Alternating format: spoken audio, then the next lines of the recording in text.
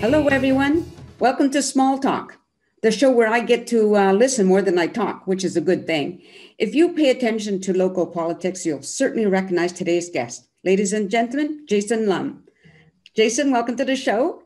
Morning, Nancy. Thanks for having me. Oh, for sure. It's my pleasure. Okay, so I just want to know the origin of the name Lum. The origin of the name Lum. Okay, yeah. So my dad is Chinese. Oh, okay. He was born actually in Fiji, but his background is from China, from kind of the Pearl River Delta. And so my grandfather left China and traveled to Fiji. And that's where my dad was born. But the name Lum actually has a really, it's almost an ancient kind of origin. And it comes from, let's see, the name of, I want to get this right here because I actually researched it, and not even in preparation for this question because you gave me about 30 seconds preparation. Sorry about that. That's okay. It comes from a gentleman who served in a court of a Chinese emperor. Right. And that emperor was not a very good man, but this fellow who served in the court was. And I guess the long and short of the story is to prove his loyalty to him. He asked him to cut his own heart out. Oh. And he did so. He was murdered. His wife fled into the forest, and she had a baby, and they named that baby Lum. And Lum is in Chinese is basically two trees or a forest. So trees, yeah. Oh my gosh, that's awesome. You know, I love Chinese lore. It's fabulous. My son lives in China and is married to a Chinese young woman. So I just love all of it. Yeah. Yeah, that was a really probably 75% historically accurate account of the name.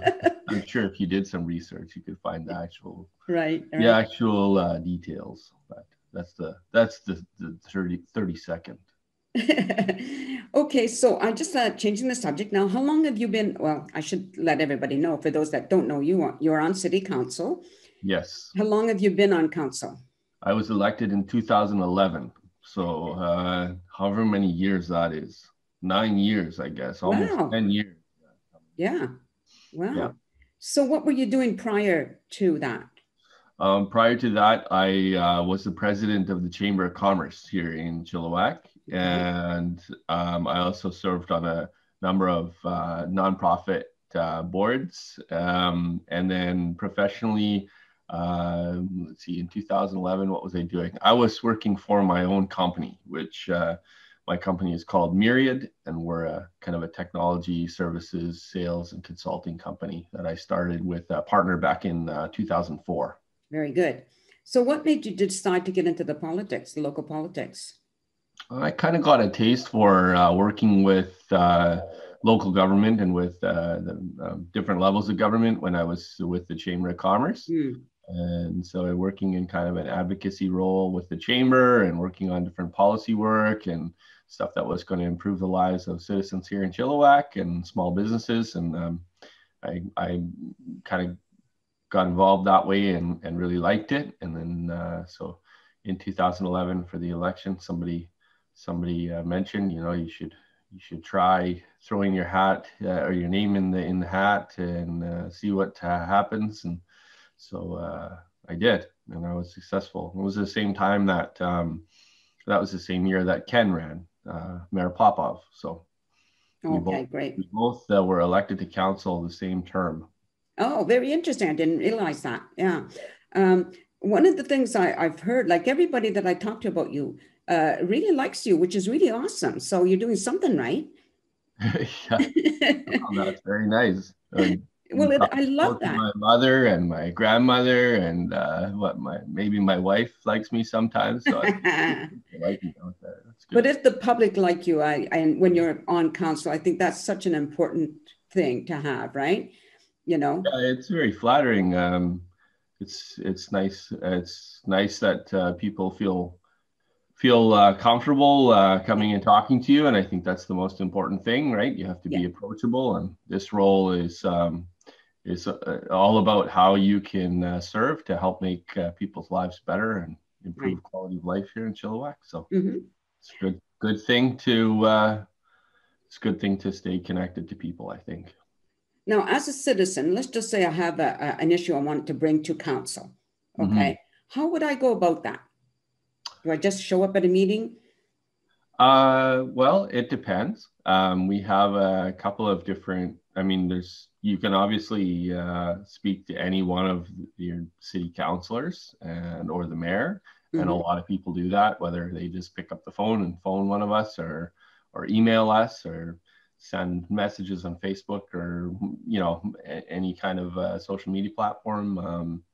And then you'll get a reply. And so depending on what your issue is, we'll probably have to do a little bit of research or follow up with staff or, to help figure out what we can do to help. But there's also the opportunity to come to meetings. I guess right now in the pandemic, we've changed a little bit about how you having the public at City Hall, but we're doing a lot of our meetings remote like this too, so you can participate in public hearings remotely. Right. And so there's opportunities there to ask questions for things on the agenda, and so if you are so inclined, you can download and read the agendas that are published every Thursday before council meetings. Okay. If there's something that kind of strikes your fancy, you can come to the meeting and ask questions about it. So, okay. So what do? You go to Chilliwack Council, or like, what is the website? Yeah. So the website is just chilliwack.com. And there's a section there, I think, called City Hall, and you can see underneath there, you'll see agendas, minutes and agendas for the meetings. So we'll kind of follow up and see, what things were discussed at prior meetings or what things are going to be discussed on the next agenda. And you can do, or there's a lot of people who just generally have interests and things. So we also have a number of different committees that meet regularly. So if you're interested in parks and trails, and you might just send a message to the chair of the Parks and Trails Committee, that's Councillor Bud Mercer. And so he might be able to give you some insight into some of the things coming down specific to those. And then we have a whole bunch of different committees that way. So transportation, so you could talk to Jeff Shields, on the development side. You can talk to Harv. Public art, you can talk to Sue. Who am I missing? Chris. Anything related to agriculture, you can talk to Chris Clute. So yeah. And who did I miss? Did I miss anybody? Harv, Sue, Chris, Bud. Uh-oh. Now I'm gonna regret this immediately. Yeah. Oh, well, if you think about their name, just throw it in the middle of the conversation. Right. Okay, I want to ask now more specifically, like at one time, there was a bylaw enforcement person who would drive around in this really cool little vehicle, checking. Parking? Yes, for parking, right? And they would mark the tires and then they'd move on. Right. So at some point that changed. So how was that decided? Is that by budget? Like, what made the decision to stop that?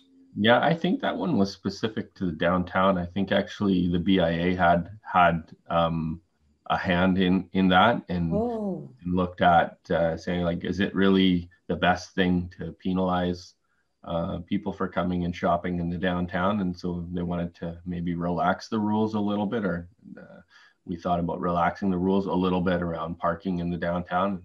And but I think I know parking is still enforced, maybe just not in the neat little that neat little vehicle with marking tires that way. But I mean, we have to, especially I guess in the light of all of the all of the new development that's happening in the downtown and how popular some of the existing shops, that are just mainstays in the city, and people are going there.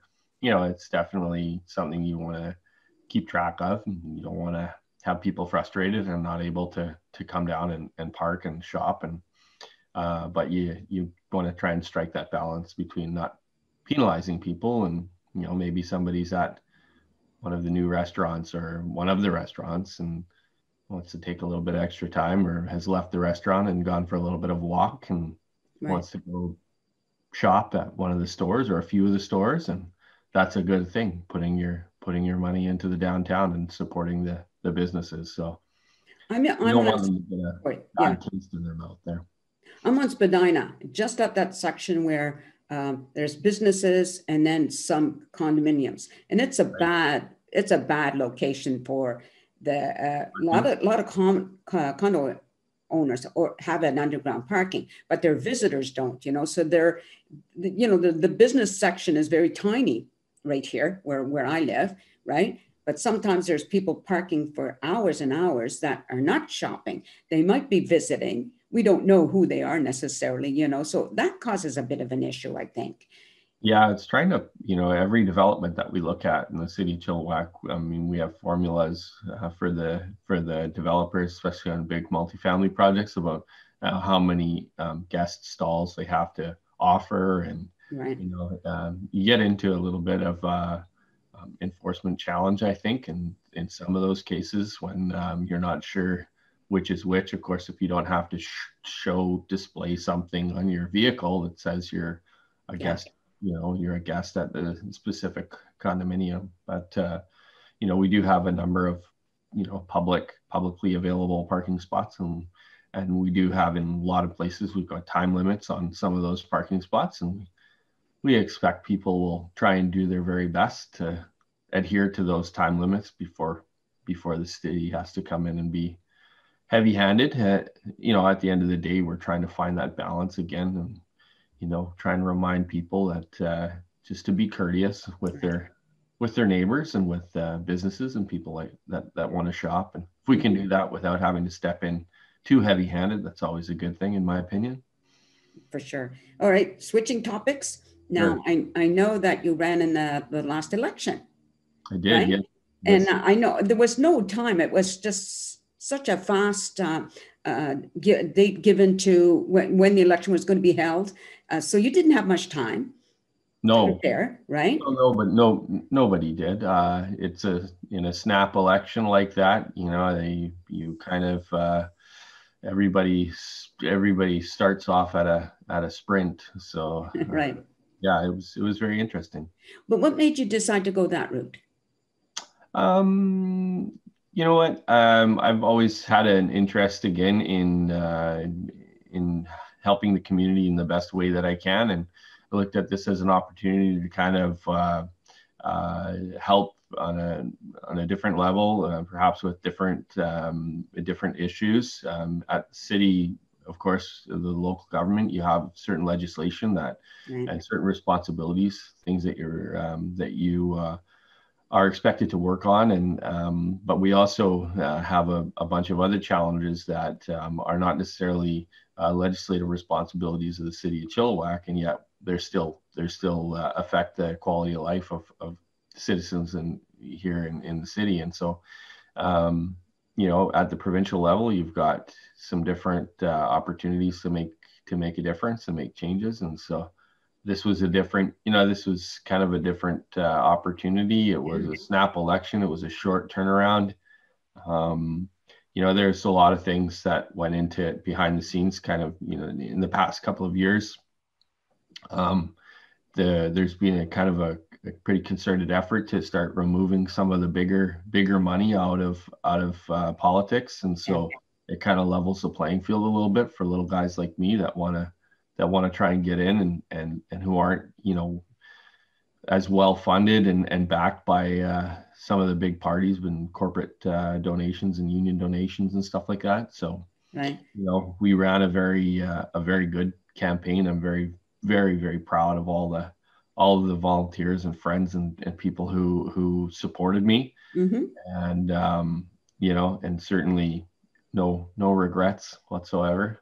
Good. Yeah, I thought it was awesome that you did that, by the way. Oh, thank you. Yeah, it's maybe it was a little bit out of the ordinary, running as an independent, but people who know me probably don't think it's that out of the ordinary. I like that. So what, if any, are your future plans? Whether it's politics or non-politics, doesn't matter. Do you have anything in mind? Yeah. Well, I mean, the biggest, most important future plan that I have right now is I have an 8-month-old son, and so being his dad is my biggest future plan, and being a good dad and being around to hang out with him, and that's the biggest thing right now. But my time is not done here on City Council, and also I work as the chair of the Fraser Valley Regional District as well, and so you guys won't have got rid of me yet. So I've got a couple of years left in serving in that capacity. Right. And then, like every time, I'll take a little bit of time to evaluate what the next best step is, and we'll see from there. Yeah, good for you. Well, I think we're just about out of time. Sure. I really appreciate you doing this with me. So just stay there while I adjust the audience, okay? Sure. Once again. Okay, thank you everyone for watching, and I hope you learned a little bit more about Jason Lum. If you want to contact him, he's at City Hall, look for him, or go online and look for him. And hope to see you again. Until then, peace out, everyone.